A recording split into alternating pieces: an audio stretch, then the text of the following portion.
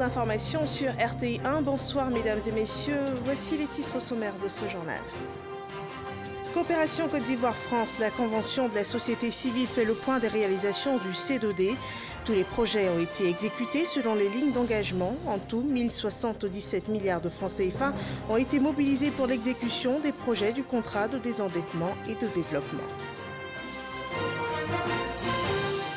De l'eau potable dans le Moronou, un château d'eau a été inauguré par le ministre de l'Hydraulique et celui de l'administration du territoire et de la décentralisation. Une opération qui s'inscrit dans le programme Eau pour tous, lancé en 2017.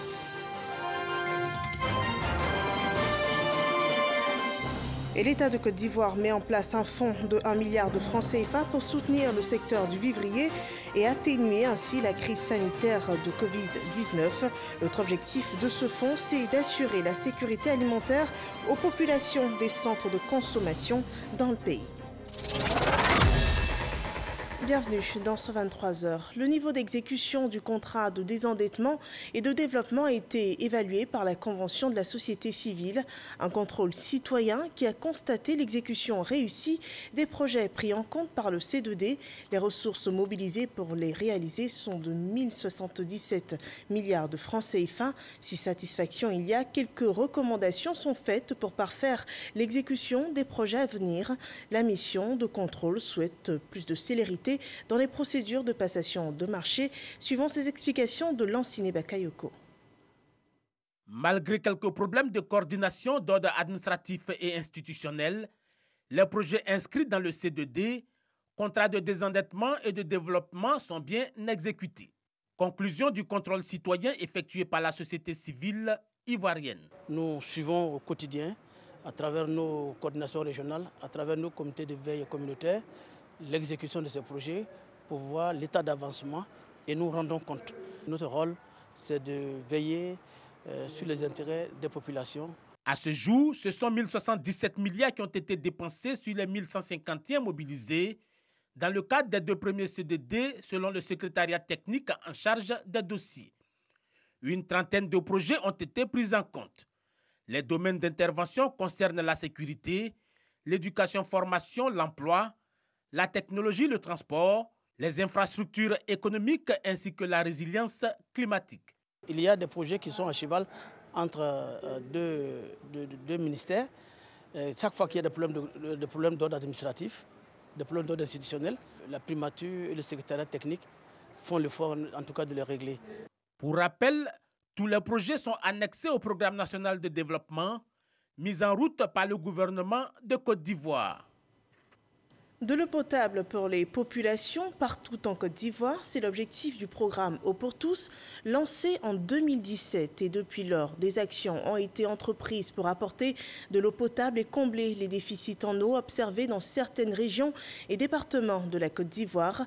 Le village d'Agua, dans le département de Bongouanou, a depuis quelques jours son propre château d'eau. Les vannes ont été ouvertes par les ministres Laurent Tchagba et Sidiki Diakité. Le reportage d'Hermaniamia.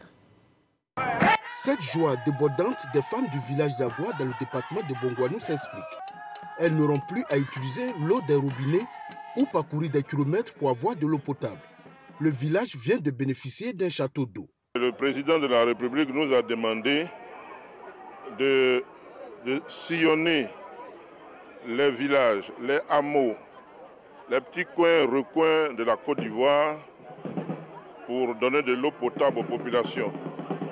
Parce qu'il ne voudrait pas que dans le cadre du développement de notre nation, il y ait des populations qui sont en souffrance dans le domaine de l'eau potable. Les robinets désormais utilisables, les populations n'ont pas manqué de traduire leur gratitude au président de la République Alassane Ouattara pour cet ouvrage qui va leur permettre d'éviter enfin les maladies hydriques. Avant, on ne gagnait pas l'eau. On dort en brousse là-bas pour avoir l'eau. Aujourd'hui, on a eu l'eau, on est trop contents. On remercie le président. Parrain de cette cérémonie, le ministre de l'administration du territoire et de la décentralisation souligne qu'il partage cette joie des populations d'Agua. Donner un château d'eau à nos populations constitue l'un des pans essentiels de la politique de développement du président de la République. Et je suis tout à fait d'accord avec vous que vous puissiez exprimer votre joie, que vous puissiez danser et chanter parce que vous avez reçu de l'eau. Sidiki Diakité ajoute que ces actions de développement du gouvernement ne doivent pas être freinées par les crises à répétition à cause de la politique. Il invite donc les jeunes, les principaux acteurs et également victimes de violences à cultiver la cohésion et la paix. Et gardons l'image dans la région du Moronou qui accueillera dans 7 jours le président de la République dans le cadre d'une visite d'État. Le Moronou sera la 30e région à recevoir le président Alassane Ouattara qui certainement impulsera des actions de développement et déjà certaines infrastructures sont en cours de réalisation. À quelques jours de cette visite d'État, Kader Sogodogo s'est rapproché des populations de Mbato à Ara en passant par Bongouanou pour recueillir leurs attentes. On regarde. Dimbokro Bongouanou, 65,1 km sépare ces deux chefs-lieux de région. La route visiblement a retrouvé une certaine fraîcheur. Des travaux de bitumage ont lieu en ce moment. Pour dire vrai, il reste à peine 5 km pour atteindre l'objectif. Il faut le dire que dans quelques jours, le président de la République Alassane Ouattara sera en visite d'État dans le Moronou avec pour capitale Bongouanou. Du 9 au 12 septembre 2020, la région sera aux couleurs de la Côte d'Ivoire. Un conseil des ministres est prévu pour le mercredi 9 septembre 2020 à Bongouanou. Le président de la République ne sera donc pas seul. C'est toute la République qui se retrouve ainsi dans le Moronou. Durant 4 jours, c'est depuis cette région que la gouvernance du pays sera assurée. Une aubaine, source de développement. Sur l'axe Dimbokro-Bongouanou, déjà, le renouveau du Moronou est salué. Cette voie c'était gâtée, totalement abîmée. Quitter à Mbato pour aller sur Dimbokro, on fait pratiquement 4 heures du temps. Et grâce au président de la République, dans ce temps, on a une nouvelle voie et on roule sans problème. On attend que le président arrive, fait visite d'État chez nous, en Moronou, ça nous a arrangé. On est le cœur avec lui. On souhaite à ce qu'il vienne vraiment. Dans le cadre de cette visite, pour l'équipement et l'entretien routier, ce sont 25 milliards de francs CFA qui ont été dégagés pour actionner les travaux. Une mission d'évaluation est faite régulièrement. Abou Nibi Koulibaly, conseiller du ministre de l'Équipement et de l'Entretien routier, est sur le terrain. Initialement, la visite était prévue pour le mois de mars. Donc depuis le mois de février, sur instruction de M. le ministre, le ministère a entrepris des travaux ici. Et en plus du programme d'entretien routier 2019-2020 qui est en cours dans la région, mais il y a un linéaire en plus. On a pris des voies en plus à la demande des autorités administratives et politiques de la région. Et il y a 400 km de linéaire à reprofiler dans toute la région. Les 3 départements Bongouanou, Ara et puis Mbato. Et au niveau du bitumage, il y a 18 km au total. En tout cas, en ce qui concerne le ministère de l'Équipement, les routes en tout cas, on est autour de 25 milliards dans le Moronou. La tournée du chef de l'État démarre par Ara le 10 septembre. 4 km de bitume, une centaine de kilomètres de route à refaire, etc. Les choses avancent selon le préfet du département. Le tronçon Dimbokro-Bongouanou Bonaouin est le trait d'union jusqu'à présent entre l'ouest de la Côte d'Ivoire et l'est. C'est une voie très importante pour la desserte des échanges entre l'est et l'ouest de la Côte d'Ivoire. Les travaux se passent bien, à merveille. Les travaux tiendront dans les délais. Ce n'est pas notre première expérience. On a eu à réaliser des travaux par rapport aux visites d'État partout dans le Nzi, on a eu à faire et tout ça. Donc, en tout cas, on sait qu'on va tenir dans le temps. Le 11 septembre, c'est Mbato qui va accueillir le président de la République. Les travaux sont en cours pour donner à la localité un visage des plus radieux. Pour quitter Bongouanou pour Mbato, 30 km, le bitume a été retraité et à l'intérieur de la commune, ce sont 8 km de bitume qui ont été faits et les travaux continuent. Nous avons déjà assisté à l'extension du réseau électrique et puis il y a certaines voies qui ont connu un revêtement. Et puis il y a d'autres voies qui vont suivre, qui vont être complètement bitumées de nouvelles voies. Donc c'est déjà beaucoup. Et il y a le reprofilage de tous les axes qui mènent au chef-lieu des départements. On doit inaugurer bientôt un château d'eau à Bois-Foucro. L'apothéose de cette visite d'État est prévue pour le samedi 12 septembre 2020 à Bongouanou, le chef-lieu de région. Sa toilette est presque parfaite. Des voies retraitées, le lieu du meeting, etc. 6 km de bitume dans la commune. Le bitumage répond très bien aux attentes des populations. La réhabilitation de la préfecture qui répond très bien aux attentes des populations. L'électrification et les populations en veulent. Vous savez, les populations sont satisfaites. Déjà, nous sentons le parfum de l'arrivée du président. Avec tous ces travaux qui sont en train de se réaliser, la voie de Dimbokro qui est en train d'être achevée en termes de réhabilitation, la préfecture et bon, les travaux au niveau de l'héliport et en tout cas le bitumage de la voie de Kangandi et autres. Donc nous sentons vraiment que le président arrive et nous en sommes très fiers. Les travaux de bitumage ont été effectués de sorte que toutes les voies d'accès à la région du Moronou soient impeccables. Le Nzi, le Ifou et la route en provenance des villes de l'Est. D'autres attentes, la population en auront sûrement, en attendant que la fête commence. Président,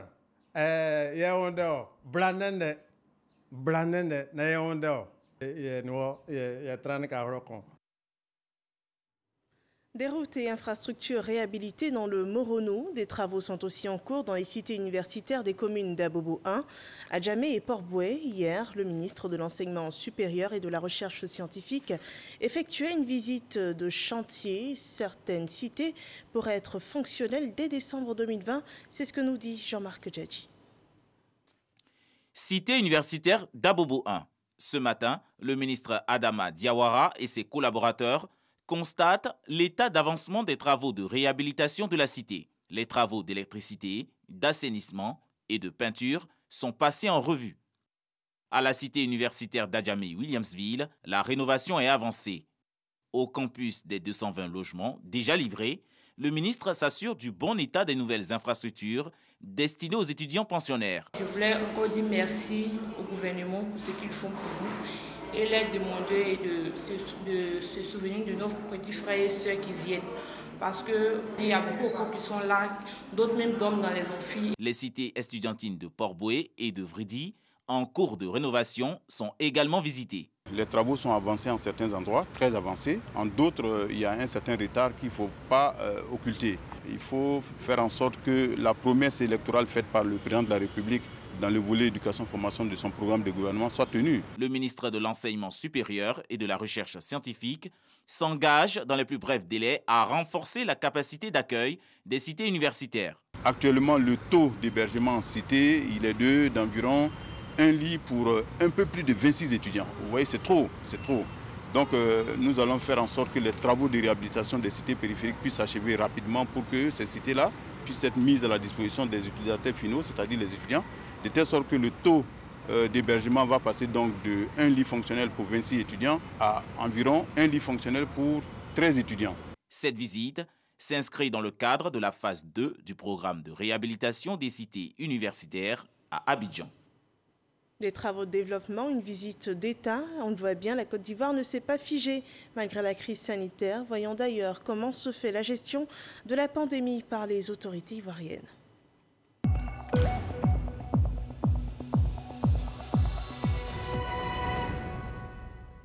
Six mois après le dépistage du premier cas de Covid-19, l'État de Côte d'Ivoire reste en alerte et apporte son soutien aux populations. Soutenir, un exemple, dans le secteur du vivrier, 1 milliard de francs CFA a été mis à la disposition des structures et acteurs concernés. Ce fonds a été réparti entre les responsables des marchés coopératifs et les fêtières. Des mesures d'accompagnement de l'État de Côte d'Ivoire qui sont expliquées dans cet élément de Salima Toudia. C'est un soulagement pour les acteurs du secteur vivrier. Face au dysfonctionnement de la chaîne de commercialisation des produits vivriers qui occasionne un manque à gagner pour les commerçants, 1 milliard de francs CFA est mis à leur disposition pour atténuer les charges de fonctionnement. Aujourd'hui, sur ces 4,4 milliards attendus de l'État de Côte d'Ivoire, il y a eu un décaissement de 1 milliard. Nous avons commencé la distribution des fonds Nous avons au niveau des coopératives grossistes 20 coopératives pour lesquelles nous avons déjà fait des chèques. Au niveau des fêtières, nous avons 6 fêtières pour lesquelles nous avons fait des chèques, mais pour un montant de 300 millions pour les fêtières et 199 millions pour les marchés. Pour le moment, ce que nous avons fait. En plus de la subvention, un fonds de garantie de 30% du montant est mis au profit des commerçants pour leur faciliter l'accès à un crédit financier. Ce qu'ils ont fait, c'est pour toutes les femmes, c'est pour ceux qui se sont donnés de plein temps de corona.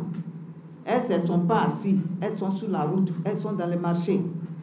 Par la grâce de Dieu, l'État a pensé à nous. Même si c'est 1 franc que votre région a eu, dis merci à l'État. Une distribution gratuite de kits sanitaires se fera également pour éviter la propagation du coronavirus à partir des marchés. À Yamoussoukro, le 5 septembre, l'OCPV remettra officiellement les chèques aux bénéficiaires.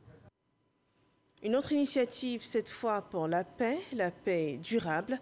L'ONG internationale Groupe de Contact Paix et Développement en Afrique a entretenu dans ce cadre 200 jeunes de Gagnoa, suivant ce récit de Cheikh Koné. Pour la paix durable, le pardon et la non-violence, je donne mon adhésion. Était le thème de cet atelier organisé par l'ONG Groupe de Contact Paix et Développement, dont le président est Louis-André Dakouri-Tablé. Pour lui, cet atelier n'est pas un événement opportuniste lié aux dernières violences de rue constatées à Gagnoa, mais une quête perpétuelle de paix que s'est fixée son organisation. La jeunesse de Gagnoa, en dehors du fait que souvent on les manipule sur des bases émotionnelles, elle est réceptive. Ce que je leur demande, c'est de prendre conscience de ce que l'avenir là est à eux. Selon lui, André Dakouri-Tablé, le groupe de contact est plus que jamais déterminé à poursuivre le programme de recherche de paix durable avec les 200 leaders de jeunesse mobilisés pour cet atelier de sensibilisation. Quand on vit dans la société, pour la bonne marche de la société, il faut pardonner. Donc pour aller au pardon, moi je ne vois pas quelle condition, une condition qu'on peut mettre pour aller au pardon. Nous devons sensibiliser nos jeunes gens, nos jeunes filles, en leur disant effectivement que la paix, c'est véritablement le socle même d'une paix durable. Sans la paix, on ne peut rien. Sans la paix, il n'y a pas de développement. Sans la paix, on ne peut pas vaquer à nos occupations. Pour le sous-préfet de Guibérois, Stéphane Yapo, représentant le préfet, le seul message qui prévaut est celui de la paix et de la cohésion en cette période préélectorale. Il a invité les jeunes à tourner dos à la violence. Je crois que c'est le lieu qui est bien à propos, surtout dans cette période électorale, pour inciter la jeunesse à freiner ses ardeurs de violence et d'agressivité, à se soustraire de toute velléité de violence et de s'inscrire plutôt dans la paix, dans la pratique de la paix. L'ONG Groupe de Contact Paix et Développement en Afrique est née en mai 2011 à l'initiative de quelques élus, cadres et chefs traditionnels au lendemain de la crise post-électorale. Dans l'actualité politique ivoirienne, les ministres cadres catholiques du RHDP ont exprimé leur opinion ce mercredi sur le discours de l'archevêque d'Abidjan, Jean-Pierre Cardinal Coutois, leur déclaration dans cet élément d'Abou Sanogo. Esplanade du centre culturel de la cathédrale Saint-Paul du Plateau. C'est ce cadre choisi par les ministres et cadres du RHDP, le Rassemblement des oufouettistes pour la démocratie et la paix, pour se prononcer suite à la sortie de l'archevêque d'Abidjan, Monseigneur Jean-Pierre Cardinal Coutois, qui s'est exprimé sur l'évolution de la situation sociopolitique en Côte d'Ivoire à l'approche de l'élection présidentielle. Concernant votre affirmation selon laquelle la candidature du président Alassane Ouattara n'est pas nécessaire, à votre humble avis, nous voudrions vous rappeler que de l'humble avis de très nombreux Ivoiriens de toutes origines et de toutes confessions, cette candidature est celle qui est la plus à même de garantir la paix, la stabilité, le progrès économique et social et conséquemment l'achèvement du processus de réconciliation de la nation. Sauf à paraître partisans, faisons donc pleinement confiance au droit et à la démocratie, en laissant après la validation des candidatures par le Conseil constitutionnel, le peuple souverain de Côte d'Ivoire jugeait in fine, lui et lui seul, le 31 octobre 2020, de la pertinence et de l'opportunité de l'ensemble des candidatures. L'idée que nous faisons en effet d'un haut responsable de l'Église est qu'il soit rassembleur et il doit rassembler, qu'il doit veiller à la crédibilité des institutions et des gouvernants élus par le peuple souverain. Il doit agir avec amour, œuvrer avec méthode et parfois avec discrétion, qui plus est dans l'État laïque, pour aider à la construction d'une véritable unité nationale. Les ministres et cadres catholiques du RHDP soutiennent que l'élection présidentielle se déroulera de manière apaisée et démocratique, dans la transparence en toute sécurité. Autre point de l'actualité politique, le RHDP enregistre de nouvelles adhésions. Des femmes du FPI, dites les Amazones, décident de s'inscrire dans la vision d'Alassane Ouattara. Éric Goré nous en dit davantage. Une ambiance de réjouissance à la rue Le Pic. Le siège du RHDP transformé en un lieu de spectacle. C'est comme une grande fête à Yopougon. On pourrait aussi penser qu'on est en plein cœur du peuple baoulé ou encore chez les Nzima, à Grand Bassam.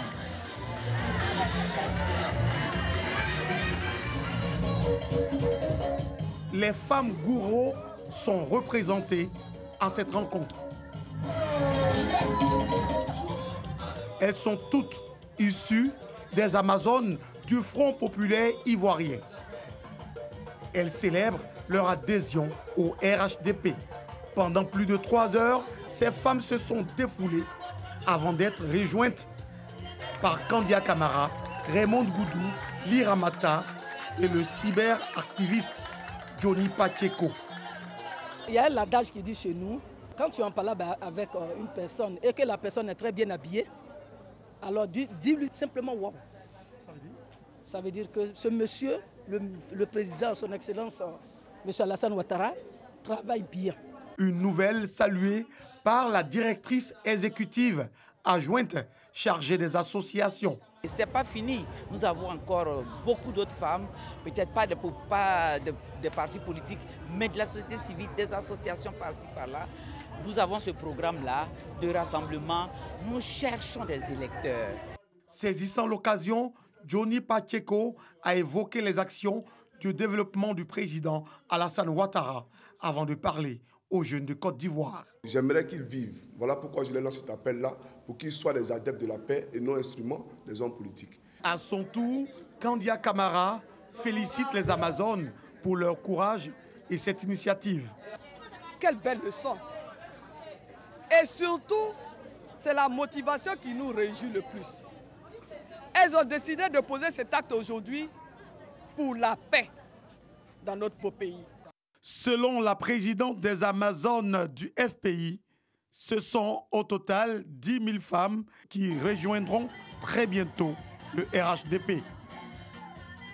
Voilà, les jeux pour la présidentielle sont amorcés. Et en attendant la liste électorale définitive et les listes des candidats retenus pour la présidentielle, les partis sont dans une phase de pré-campagne et profitent pour renforcer leur rang. Au RHDP, Gaoussou Touré se charge de galvaniser les militants de la région de la Nawa à qui il demande de rester mobilisés. Jean-Marc Djadji. Gaoussou Touré, cadre du Rassemblement des oufouettistes pour la démocratie et la paix, a rencontré les militants de sa chapelle politique vivant dans la région de la Nawa. Il s'agit des ressortissants de Danguélé, Odiné et Séguéla. L'idée, entretenir la flamme de la mobilisation après l'investiture du candidat du RHDP, Alassane Ouattara. Nous avons constaté que les militants sont en ordre de bataille. Et nous leur avons demandé de se mettre en rapport avec les différents directeurs de campagne qui seront nommés par le président pour que le travail puisse se faire en harmonie.